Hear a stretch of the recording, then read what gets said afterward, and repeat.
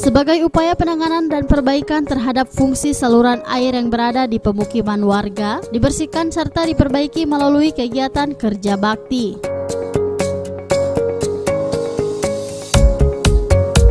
Saluran air yang ada di Kelurahan Molosifat, Kecamatan Kota Barat, sebagai salah satu saluran pembuangan utama saat ini tidak berfungsi akibat timbunan material sampah dan tanah, sehingga mengakibatkan tergenangnya pemukiman warga.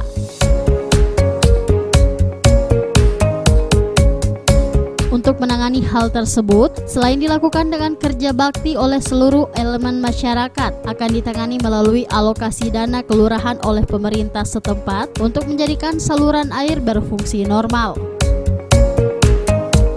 Wilayah Molosifat ini yang selalu kita lihat banyak genangan yang ada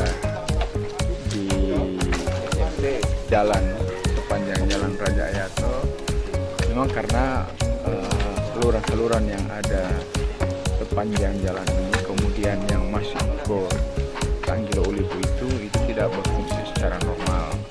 sehingga perlu ada penanganan yang lebih komprehensif lagi terhadap saluran yang melintasi kompleks Togo Jaya ini, yang saat ini ya alhamdulillah dari Tagana, dari LPM, Karang Taruna secara gotong royong mereka sukarela untuk melaksanakan kerja bakti, yaitu membersihkan saluran sepanjang, saya lihat ini lebih dari 5 km ini, yang menjadi saluran dari pembuangan baik dari warga maupun air yang ketika ada hujan maka akan lebih banyak lagi debit air, sehingga saluran ini tidak berfungsi, air masuk ke pemukiman warga. Nah, ini yang harus kita atasi dengan memfungsikan kembali saluran ini, Tanggilo Ulipu yang merupakan bagian dari Tanggilo Ulipu ini, sehingga dia bisa melancarkan saluran air baik yang dari pemukiman warga maupun diakibatkan oleh karena debit air hujan yang melimpah di sekitar.